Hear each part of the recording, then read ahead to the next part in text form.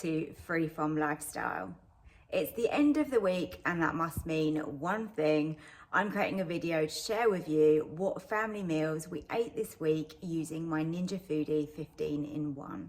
I've experimented a little bit this week, so we've got some interesting recipes here, and the very first one I want to share with you is my chicken and chorizo paella. Go on to sear and saute oil into our pot. So I've got chicken breast, nice big pieces, just chunks there. So let's pop that straight in.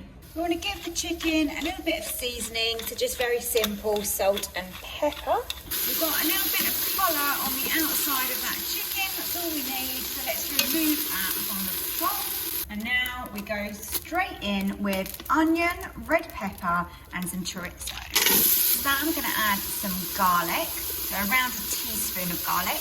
Teaspoon of lovely turmeric. The colour of this is incredible, isn't it? And then some sweet and earthy paprika. Again, colour is amazing. A little bit more than a teaspoon there, but I'm good with that. This is screaming flavour. Look at this. The colours, the smell is absolutely beautiful. Need 2 tablespoons of tomato puree. Next we add our paella rye. I've got 250 grams. And then I've got some hot chicken stock, 500 millilitres that's gone in there. So I'm just going to give that a good stir. Add the chicken back in from earlier with all of the juices. I'm going to pressure cook this with a natural release on high. It's only going to be on 5 minutes, which doesn't sound like very long at all, but of course we've got that long and slow natural release. And have a look inside. That looks really, really good. Look at that beautiful rice, chicken, chorizo. It smells absolutely delicious. Put it onto sear and saute just for a minute, just so that we can defrost these peas into it. How easy was that for a really stunning dinner, absolutely packed full of flavour. A Sunday isn't the same without a lovely roast dinner. You need to check out this pork recipe. It was absolutely amazing. The crackling was perfect. Give this recipe a go. So with the pork, I've had this now at room temperature for around 40 minutes. And you really do want to do that. That's definitely going to help it start to cook. I've also, as you've seen, I've put salt on this, and then I've been drawing out any moisture that is in this pork because we want to make sure that we get a really good crackling on here. I've prepared some potatoes ready to roast. They go right in the bottom. Vegetable stock, and I've got 300 millilitres in here. Then we're going to pop in the rack. You need to just jiggle that about to get that to fit, which it does absolutely fine. And now this beautiful piece of pork is going to go and sit on the rack on top like this. So right in the middle, as you can see, hopefully you can see what I'm doing. So we're going to get that middle temperature. You can see already that the probe setting is coming up there and showing on the screen. But we want to move this over to the combi steam section, and we're actually going to steam roast this pork. There you go.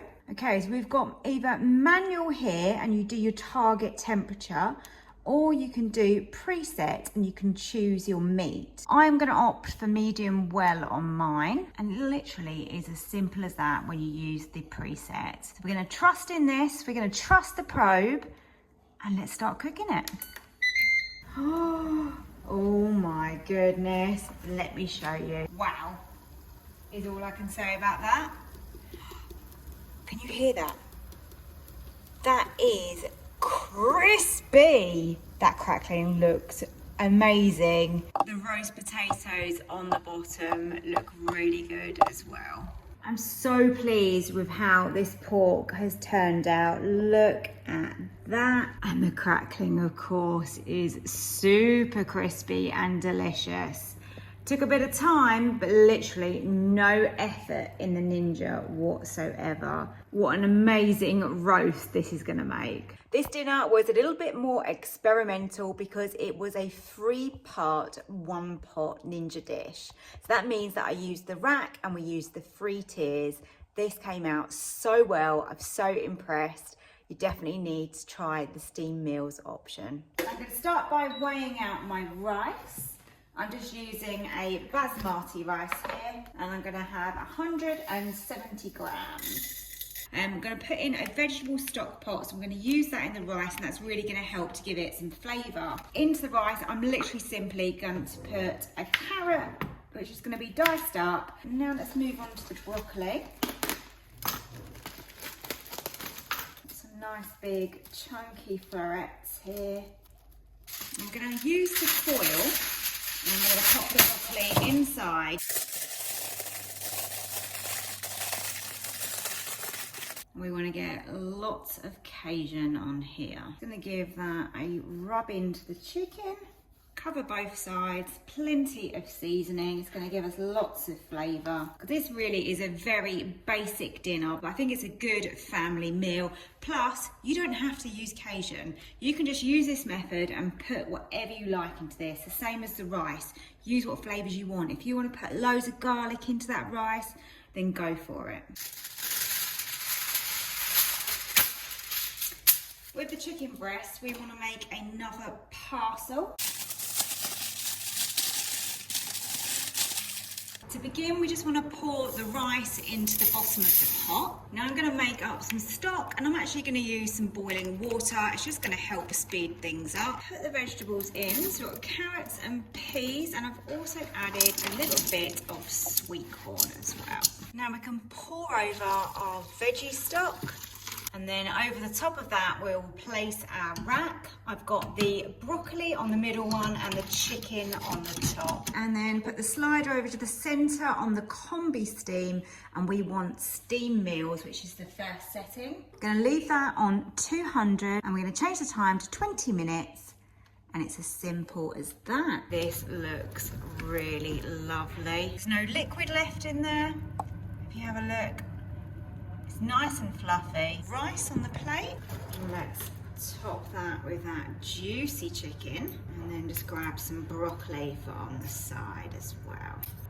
Here we go. So a one pot meal, but using the 3 tiers. This really isn't so much a recipe, but something quirky, just a little idea really that you can make in your air fryer. So I cooked the bacon in there, and at the same time I made some fried bread, and it is so delicious, perfect for the weekend. If you don't want to put your bacon in the air fryer basket because it's too crowded, you want to cook a bit more maybe, then this could be the way to do it. So I'm using the rack, and I've just literally laid them over. They're not touching the floor. And we're going to see if we can make some fried bread in the bottom. I've got 2 pieces of bread, which I'm going to just about fit into there.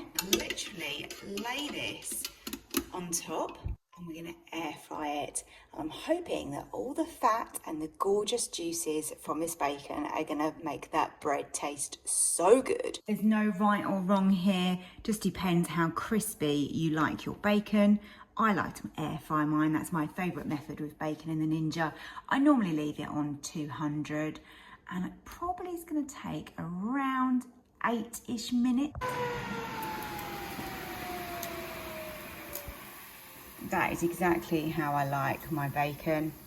And what we have underneath is some bread that is toasted slightly, and it's got all that gorgeous bacon fat. Obviously, if you now wanted this more done and more crispy, you could just leave this in for a little bit longer, but I'm good with mine like that.